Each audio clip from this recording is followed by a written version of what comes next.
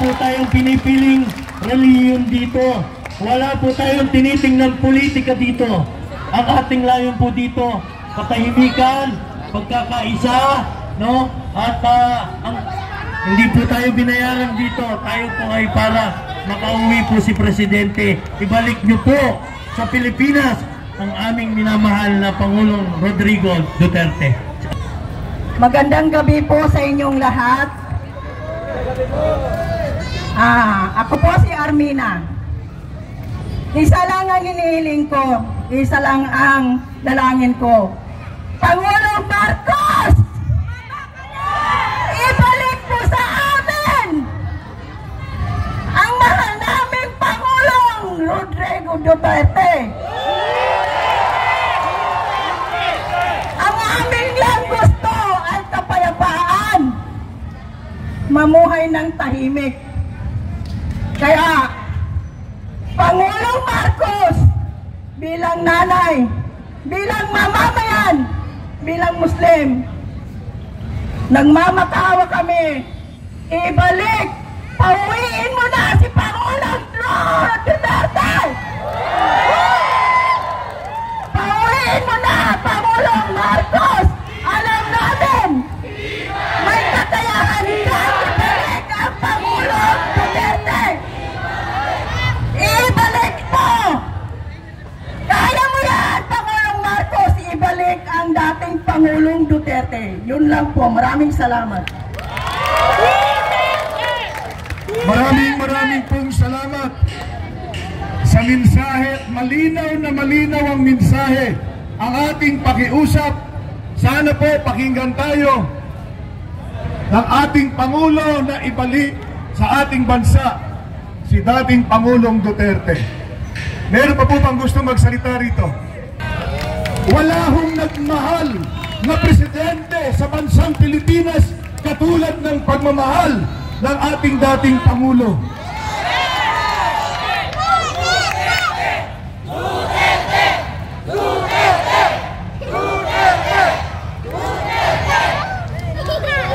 Alam ho ninyo, abogado ho siya. Pwede niyang tutulan yung pagsampa nila doon sa kanya sa eroplano.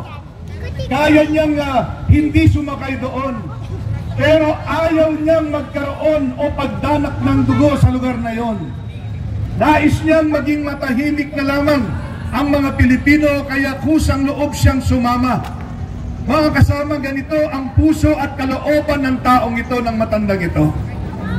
Nakakalungkot, nakakaiyak ang ginawa po sa kanya. Kung papaanong inihiwalay siya sa kanyang asawa at sa kanyang anak. Na dati itong pulis na ito ay taga-timpla lang yan ng kape. Pero ngayon, binitbit ho siya papalabas. Nakakalungkot ang ganito. Nasaan yung mga taong tinulungan niya dati? Nasaan yung, alam ho ninyo, kapag lumalapit ho kami sa mga mayor para humingi ng permit at kami ng rally doon sa kanilang mga lugar, kilala namin ang mga mayor na ito. Dati ay kasamahan niya. Dati ay pinulungan niya. Pero nung kami po ay humihingi ng permit sa kanila para magkaroon ng rally ang hakbang ng Maisog, tinalikuran po nila ang Duterte.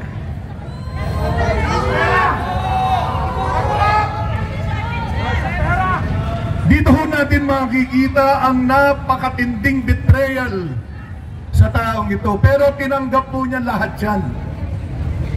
Hindi ho siya nagtanim ng galit o sama ng loob sa mga taong ito. Nasaan yung mga senador na dating tinulungan niya? Bakit tumalikod sa kanya? Bakit kumampi doon sa kabila? Nasaan si Tolentino?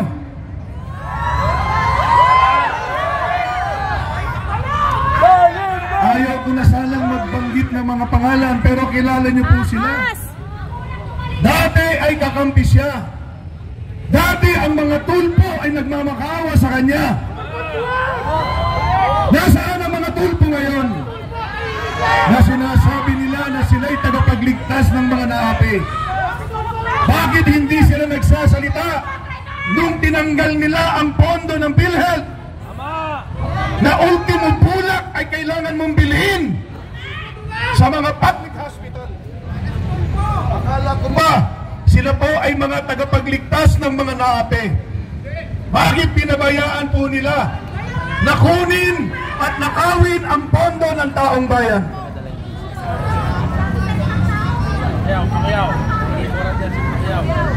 Mga kasama, sa darating na eleksyon, lahat ng kapangyarihan ay nasa kamay nyo. Sa May 12 this year, mga kapatid, wala ng pag-asa ang bansang ito.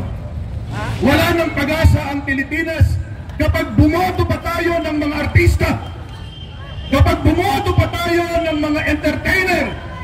Kailangan iboto natin yung mga taong mayroong prinsipyo at may pagmamahal sa kanilang mga puso para sa bayan. Nandyan pa po ba tayo? Kaya pa ba natin? May tatawid pa ba natin? Lahat ng kapangyarihan, mga kababayan, ay nasa kamay ninyo sa darating na May 12. Ilaglag natin ang lahat ng mga tulisan sa bayang ito. Ilaglag natin ang lahat ng mga politiko na bumabayad sa mga tao galing sa nakaw.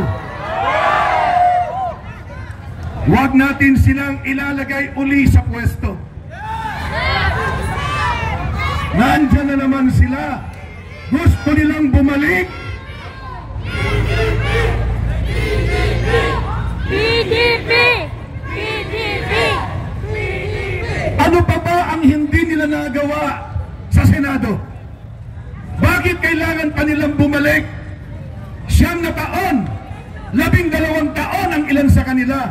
Ano pa ba ang hindi nila nagawa? Hindi pa ba sila busog? Di pa sapat yung nakaw! Kulang pa ba ang kanilang ninakaw? Kinulang!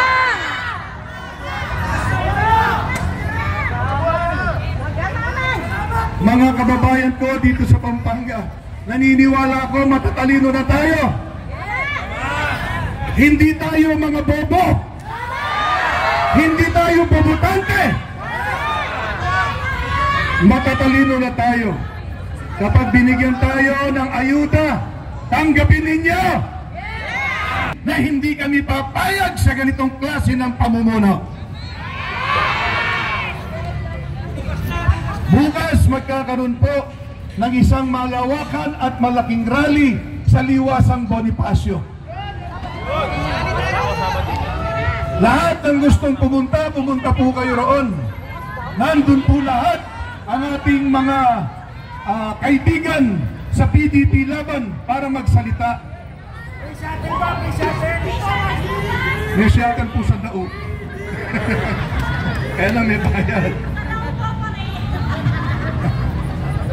Yung po mga mga sasakyan, pwede ho kayo magsakay na lang. Tulong-tulong na lang po tayo na pumunta roon sa Liwasang Bonifacio bukas. Kung pwede po, 2:00 pa lang nandun na ho tayo.